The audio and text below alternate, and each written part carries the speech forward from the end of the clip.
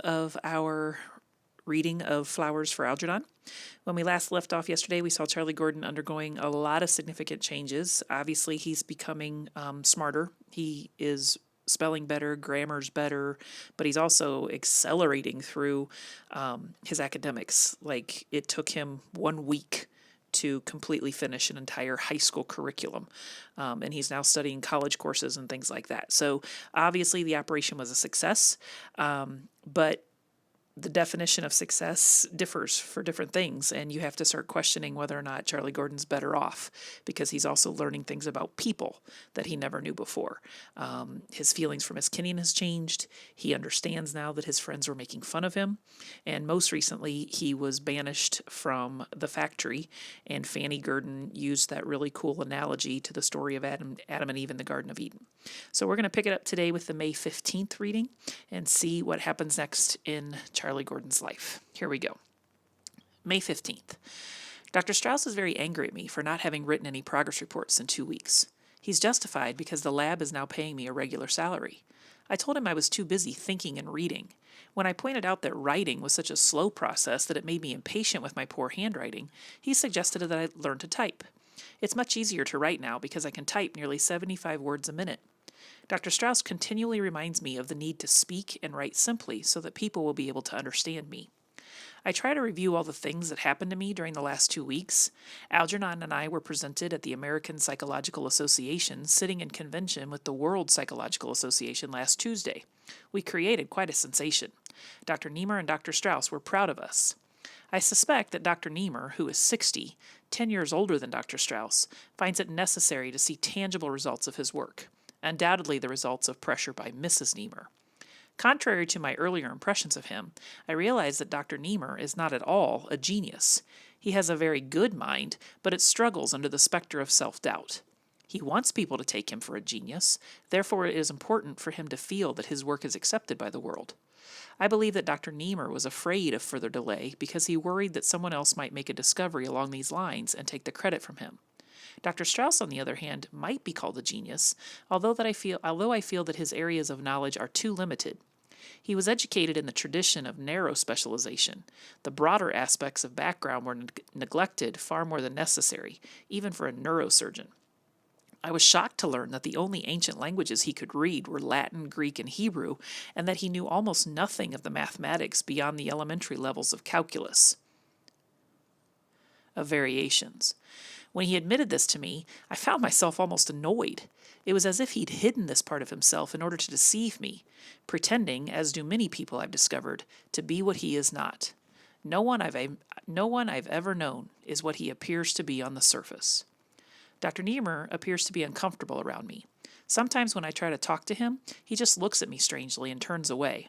I was angry at first when Dr. Strauss told me I was giving Dr. Niemer an inferiority complex. I thought he was mocking me, and I'm oversensitive at being made fun of. How was I to know that a highly respected psycho-experimentalist like Niemer was unacquainted with Hindustani and Chinese? It's absurd when you consider the work that is being done in India and China today in this very field of study. I asked Dr. Strauss how Niemer could refute Rajamati's attack on his method and results if Niemer couldn't even read them in the first place.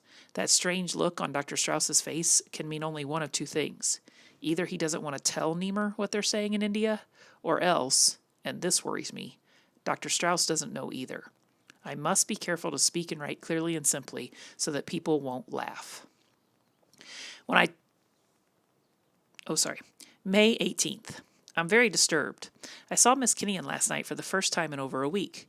I tried to avoid all discussions of intellectual concepts and to keep the conversation on a simple, everyday level, but she just stared at me blankly and asked me what I meant about the mathematical variance equivalent in Doberman's Fifth Concerto.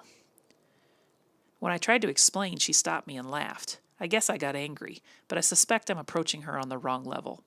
No matter what I try to discuss with her, I'm unable to communicate. I must review Weierstrass's equations on levels of semantic progression.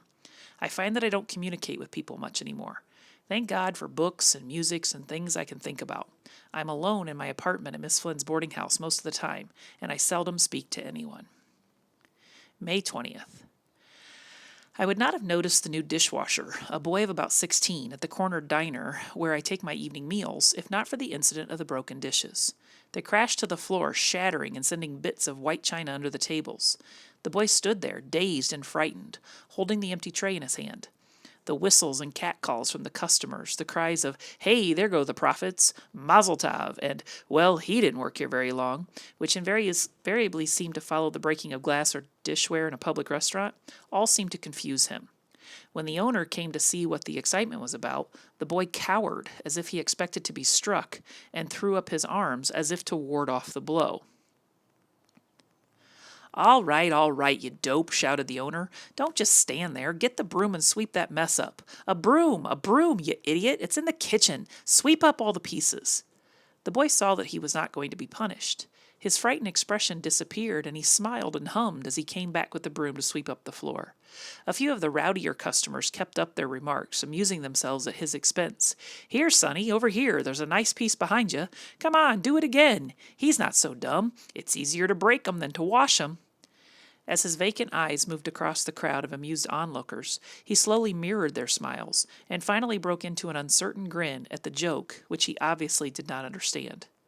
I felt sick inside as I looked at his dull, vacuous smile, the wide, bright eyes of a child, uncertain but eager to please. They were laughing at him because he was mentally retarded, and I had been laughing at him too. Suddenly, I was furious at myself and all those who were smirking at him. I jumped up and shouted, "Shut up! Leave him alone! It's not his fault he can't understand. He can't help what he is, but for God's sake, he's still a human being." The room grew silent. I cursed myself for losing control and creating a scene. I tried not to look at the boy as I paid my check and walked out without touching my food. I felt ashamed for both of us. How strange it is that people of honest feelings and sensibility, who would not take advantage of a man born without arms or legs or eyes, how such people think nothing of abusing a man born with low intelligence. It infuriated me to think that not too long ago, I, like this boy, had foolishly played the clown, and I had almost forgotten. I had hidden the picture of the old Charlie Gordon from myself, because now that I was intelligent, it was something that had to be pushed out of my mind. But today, in looking at that boy, for the first time I saw what I had been. I was just like him. Only a short time ago, I learned that people laughed at me. Now I can see that unknowingly, I joined with them in laughing at myself. That hurts most of all. I have often reread my progress reports and seen the illiteracy, the childish naivete, the mind of low intelligence peering from a dark room through a keyhole at the dazzling light outside. I see that even in my dullness, I knew that I was inferior, and that other people had something I lacked, something denied me. In my mental blindness, I thought that it was somehow connected with the ability to read and write, and I was sure that if I could get those skills, I would automatically have intelligence too. Even a feeble-minded man wants to be like other men. A child may not know how to feed itself or what to eat, yet it knows of hunger. This, then, is what I was like. I never knew. Even with my gift of intellectual awareness, I never really knew. This day was good for me. Seeing the past more clearly, I have decided to use my knowledge and skills to work in the field of increasing human intelligence levels. Who is better equipped for this work? Who else has lived in both worlds? These are my people. Let me use my gift to do something for them.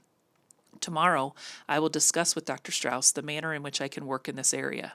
I may be able to help him work out some of the problems of widespread use of the technique which was used on me. I have several good ideas of my own. There is much that might be done with this technique. If I could be made into a genius, what about thousands of others like myself? What fantastic levels might be achieved by using this technique on normal people, on geniuses? There are many doors to open. I am impatient to begin.